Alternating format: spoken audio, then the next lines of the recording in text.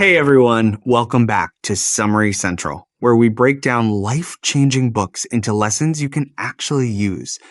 Today we're tackling The Mountain Is You by Brianna Wiest, a book about turning self-sabotage into self-mastery. If you've ever wondered why you keep tripping over the same problems, procrastination, overthinking, staying stuck, this book will change the way you see yourself. Because Wiest's message is simple. The mountain standing in your way is the one inside your mind. And once you understand that, you realize the climb isn't against the world, it's against your old patterns. Let's start climbing. 1.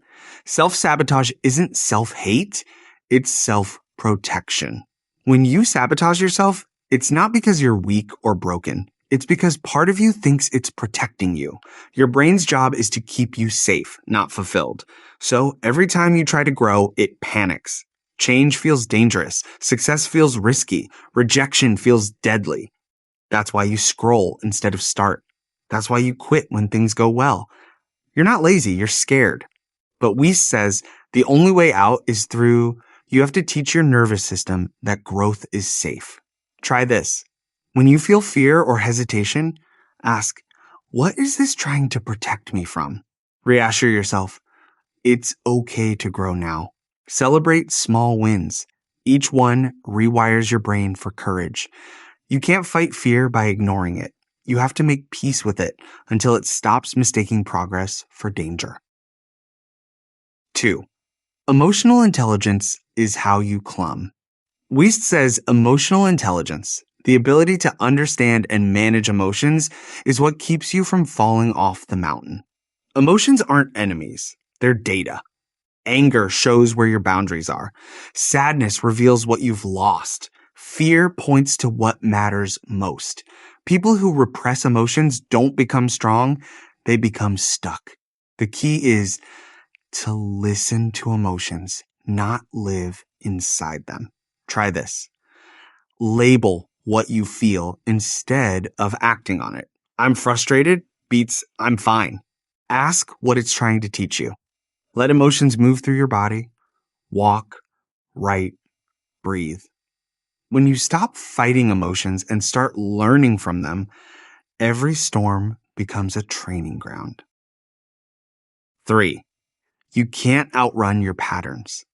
If life keeps teaching you the same lesson, it's not because the universe hates you, it's because you haven't learned it yet. Wiest says we repeat pain until it transforms us. The same heartbreak, the same job burnout, the same fear of failure, they're all clues.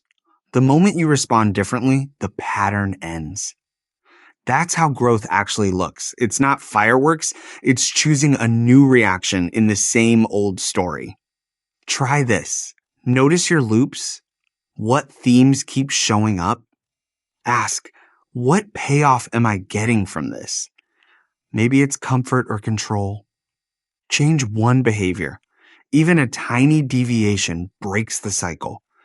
You can't skip the lesson, but you can graduate faster by responding with awareness instead of autopilot. 4. Identity is the real mountain. Most people fail to change because they're trying to build new habits while clinging to an old identity. If you see yourself as the one who always quits or the one who's too shy, your subconscious will make sure you stay that way, not out of cruelty, but consistency. You don't rise to the level of your goals, you fall to the level of your self-concept. Try this. Rewrite your story. Turn I'm inconsistent into I'm learning consistency. Take one daily action your future self would take, even if it feels fake at first. Repeat it until it becomes natural. Change doesn't stick until your identity catches up. You're not pretending, you're practicing. 5. Pain is your teacher. Pain isn't a punishment, it's feedback. Wiest says pain shows you where something is misaligned, where your life doesn't match your truth. Instead of running from pain, learn from it. Ask, what boundary did I ignore? Or what part of me is asking to be healed? When you listen to pain, you turn it into instruction. When you ignore it, it becomes destruction. Try this. Write down 3 painful experiences and what they taught you. You'll notice every scar holds a skill. 6. Self-trust, the core of transformation. You can't grow if you don't believe your own promises. Self-trust builds when you do what you say you'll do. Not perfectly, but consistently. Keep one promise to yourself every day, no matter how small. That's how confidence is built. Not through hype, but through evidence. When you trust yourself, fear loses leverage. You don't need certainty because you trust your ability to adapt. 7. Becoming the mountain. The final lesson is the most powerful. You're not climbing the mountain to conquer it. You're climbing it to become it. Every hardship, every relapse, every doubt has been shaping you. You're not broken, you're becoming whole. Wiest says, real peace doesn't come from escaping struggle, but from realizing struggle is the path. The mountain was never in your way. It was your way. Outro. The summit is inside you.